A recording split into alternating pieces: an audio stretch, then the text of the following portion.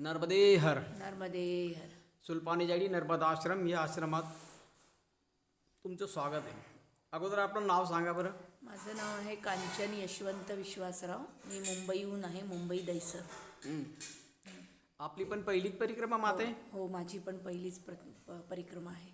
मुंबईचे बरेच लोक परिक्रमा करत असतात आणि मला हे सांगा तर की एवढ्या धावपळीच्या जीवनात ते परिक्रमा करून घेतात. ही आई प्रत्येकाला नाही बोलू शकत. ज्याच्यावर आई मेहरबान होते असे लोक आईच्या परिक्रमाला येत असतात. आपल्यावर पण आई मेहरबान आहे आणि आपण परिक्रमाला आला आहे. कसं वाटतं बरं आपण परिक्रमा करत असताना? खूप छान वाटतंय. नर्मदा परिक्रमा हे आधी मला काही माहिती नव्हतं, पण अचानक गुरुपौर्णिमेच्या दिवशी मी असं टी व्हीवर पाहत होती आणि साईबाबा माझे गुरु आहेत आणि तिथे पाहत होती, तर अचानक तो भाग आला नर्मदा मैयाचा. तर त्याच्यामध्ये 82 वर्षाचे लोक चालत होते. तर मी म्हटलं ते चालू शकतात, मग आपण का नाही चालू शकत. याच्यातून मला प्रेरणा मिळाली आणि मग मी सगळे व्हिडिओ बघितले आणि माझं इथं येण्याचं, नर्मदा परिक्रमा येण्याचं फक्त 5 मिनिटात माझं काम झालं. आणि मी तसं म्हणजे नर्मदाला मैया म्हटलं की जर तू मला खरंच बोलवणार असशील तर तुझ्याकडनंच मला ओळख वगैरे ते सगळं कळलं पाहिजे, माहिती. आणि माझा रिटायरमेंटचं जे काम होतं ते सुद्धा लोकांचं वर्ष होत नाही, पण ते माझं 4 महिन्यात झालं परिक्रमेमुळे. अरे वा. हां, आणि नर्मदा मैयाने मला तिथंच ग्रीन सिग्नल दिला की तुला यायचं आहे. आणि माझं तिकीट वगैरे दुसऱ्यांनीच कोणीतरी 5 मिनिटात सगळं काम झालं आणि मलाही कळलं नाही. त्याच्यानंतर मी घरात सगळ्यांना सांगितलं की मला नर्मदा मैयाला जायचं आहे. इवन डॉक्टरांनी मला दोन्ही पायांना नी रिप्लेसमेंट सांगितलेले. 4थ्या स्टेजमध्ये मला अर्थ हे आहे. तरीही मी घरच्यांना सांगितलं मी कुठल्याही डॉक्टरकडे जाणार नाही, प्रथम मी नर्मदा परिक्रमा करणार आणि मगच मी कुठल्याही डॉक्टरकडे जाणार. अरे वा. हां, हे सांगू का मी तुम्हाला? तुम्ही सांगता 80-85 नाही माते. मी आमच्या इथं 4-5 वर्षापूर्वी, म्हणजे 4-5 वर्ष झाले असतील, तर 102 वर्षाचे बाबा होते. किती वर्षाचे? 102 वर्षाचे. ते आपले स्वतःचं स्वतः पाठीवर घ्यायचे आणि चालायचे. त्यांनी ती नर्मदा पूर्ण केली. पूर्ण केल्यानंतर मला असं माहिती पडलं की पूर्ण झाल्यानंतर त्यांनी ते शरीर सोडलं, म्हणजे आपला देह सोडला.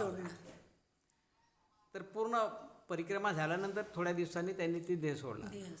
तर 102 वर्षाचे म्हातारे लोक परिक्रमा करू शकतात, तर आपण का नाही करू शकतो? बरोबर आहे. हां, म्हणूनच माझा हात होतो की ह्याच्यातून मला प्रेरणा मिळाली. आणि मला नर्मदा मैया सतत कोणीही सोबत दिली तर ती सोबत काढून घेते आणि मला एकटी ठेवते. आतापर्यंत मी एकटीनेच परिक्रमा केली, माझ्याबरोबर सोबत कोणीच नाहीये. नाही ना, हे चुकीचं आहे. म्हणजे मैया आहे माझ्याबरोबर, पण कोणी आलं ना की ते त्यांना बाजूला करते मैया. ते काही मला माहिती नाही. म्हणजे आतापर्यंत मला 3 लोक, माझे 3 मुलं आले. आधी पहिल्यांदा हे होते माझ्याबरोबर, त्याच्यानंतर त्याला पण सोडलं. नंतर एक आमच्याच गावचे होते, ते मला शूलपाणीपर्यंत राहणार. ते कुणाल पाटील महाराज मलाही ओरडले आणि त्यांनाही ओरडले की तुम्ही मैयाच्या भरवशावर आलात, तुम्ही कोणाच्या इतरांच्या भरवशावर नाही आलात, तर तुम्ही माया गोळा करायची नाही, तुम्ही एकटंच चालायचं. बरोबर. आता पण इथे शूलपाणीच्या मध्ये येताना सुद्धा मला जुन्नरचे अविनाश म्हणून होते, त्यांनाही मैयाने बाजूला करून मला बोटीनी परिक्रमा बिलगावपर्यंत केली. आणि आत्तापर्यंत मला म्हणजे एकही पेन किलर घ्यावी लागली नाही आणि मी चालते कंटिन्यू. म्हणजे मलाही माझा विश्वास बसत नाही की मी एवढं चालू शकते. मला 5 किलोमीटर सुद्धा चालायला सांगितलेलं नाही आहे आणि आत्तापर्यंत मी 400 किलोमीटरचा प्रवास केलेला आहे. अरे वा. म्हणजे त्याच्यामुळे ही सगळी कृपा मैयाचीच आहे आणि मैयाने मला खूप काही दिलंय. अरे वा. आणि खूप छान वाटतंय आणि याच्या पुढेही माझी परिक्रमा पूर्ण करावी एवढीच मला त्याच्यावर प्रार्थना करते.